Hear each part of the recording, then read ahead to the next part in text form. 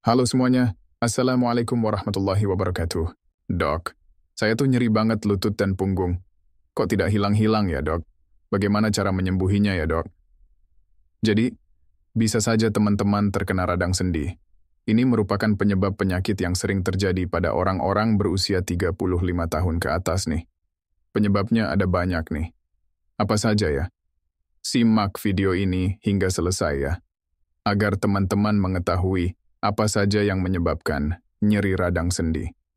Sebelumnya buat teman-teman yang belum subscribe, dibantu subscribe ya, karena dukungan teman-teman sangat berarti buat saya. Ada beberapa makanan yang dapat mengurangi radang sendi. Yang pertama, karbohidrat olahan. Karbohidrat olahan ini adalah karbohidrat yang sudah diproses. Paling sering adalah tepung nih teman-teman. Makanan tinggi tepung, seperti kue, mie, pasta, brownies, donat. Karbohidrat olahan ini dapat meningkatkan kadar gula darah yang memicu peradangan dan nyeri lebih cepat nih teman-teman. Yang kedua, gula.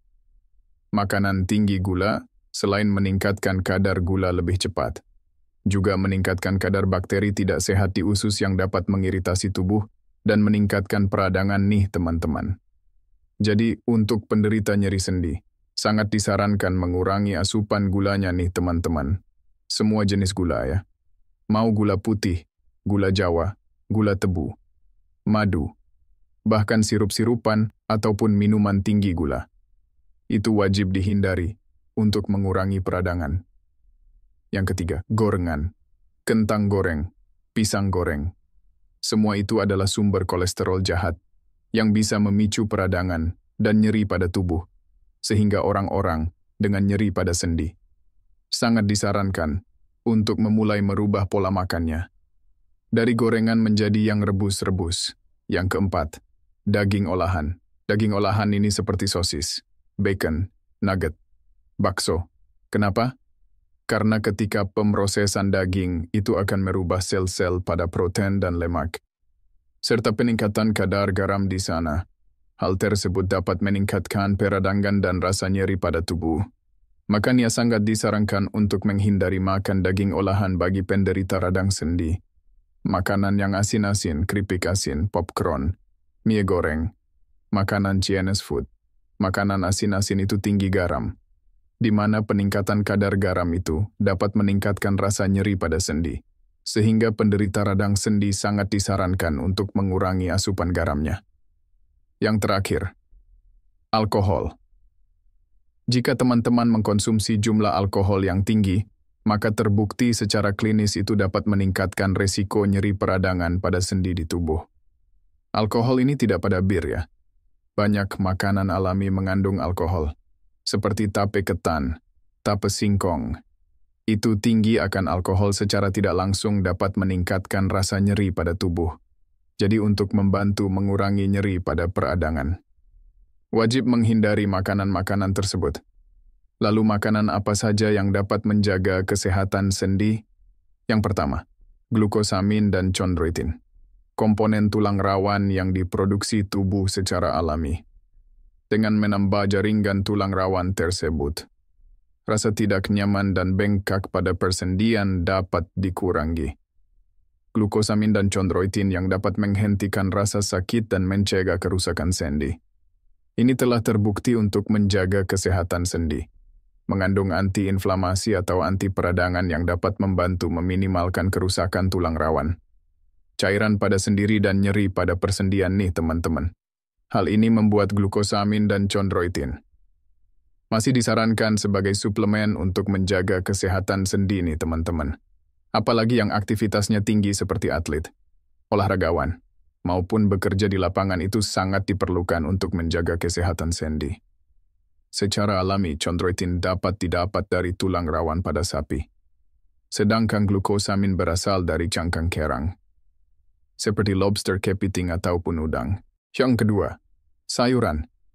Secara garis besar, sayuran ini tinggi akan antioksidan dan vitamin serta nutrisi yang bagus untuk melawan peradangan. Namun tidak semua sayuran ya. Ada yang malah bikin meradang. Ada yang bagus untuk peradangan. Nah, sayuran apa yang paling bagus untuk peradangan? Yang pertama, sayuran berjenis alium seperti bawang merah, bawang putih, bawang bombay, daun bawang. Ini tinggi akan quercetin dan sulfur sebagai anti radang yang dapat mengurangi rasa sakit dan meningkatkan aktivitas kita. Yang kedua, sayuran yang berwarna oranye ataupun merah. Ini tinggi karotenoid dan antioksidan yang dapat mengurangi peradangan, seperti ubi orange, tomat, labu wortel. Yang terakhir, sayuran berwarna hijau. Ini tinggi akan klorofil yang dapat membantu menjaga kesehatan pada pencernaan dan mengurangi peradangan. Yang ketiga, buah-buahan. Buah-buahan yang paling bagus adalah buah yang tinggi akan vitamin C, seperti jeruk stroberi, kiwi, apel pepaya, di mana vitamin C berfungsi sebagai antioksidan dan anti peradangan yang dapat melindungi tulang dan tulang rawan nih, teman-teman. Yang keempat, lemak omega 3. Tidak semua lemak buruk ya, lemak omega 3. Itu terbukti dapat mengurangi peradangan dan menjaga kesehatan maupun elastisitas sendiri, teman-teman. Lemak omega 3 bisa didapatkan dari ikan laut berlemak, minyak zaitun, kacang-kacangan maupun suplemen yang mengandung omega 3. Yang kelima, vitamin D. Ternyata zaman sekarang banyak sekali orang-orang yang kekurangan vitamin D. Ketika kekurangan vitamin D, maka akan meningkatkan rasa nyeri terutama di persendian dan membuat tulang menjadi lebih rapuh. Kenapa? Karena vitamin D sangat dibutuhkan agar tubuh dapat menyerap kalsium dengan baik sehingga dapat menjaga kesehatan sendi maupun tulang. Teman-teman harus tahu vitamin D ada dua jenis, yaitu D2 dan D3. D2 bisa didapatkan dari makanan, namun lebih sulit untuk dapat diserap oleh tubuh. Lalu vitamin D3, ini bisa didapatkan secara gratis dari sinar matahari nih, teman-teman. Nah, vitamin D3 ini lebih mudah diserap oleh tubuh dan bertahan lebih lama dalam peredaran darah sehingga lebih optimal untuk membantu kesehatan sendi maupun kesehatan tulang, teman-teman. Jadi cara terbaik untuk menjaga kesehatan sendi adalah rajin berolahraga pada pagi hari. Untuk mendapatkan vitamin D3 secara optimal, waktunya berbeda-beda tergantung lokasi. Namun rata-rata teman-teman bisa melakukan pada jam 8 sampai jam 10 selama 10 sampai 15 menit berjemur di pagi hari. Jangan lupa untuk memakai sunscreen di wajah untuk menghindari efek buruk dari sinar UV.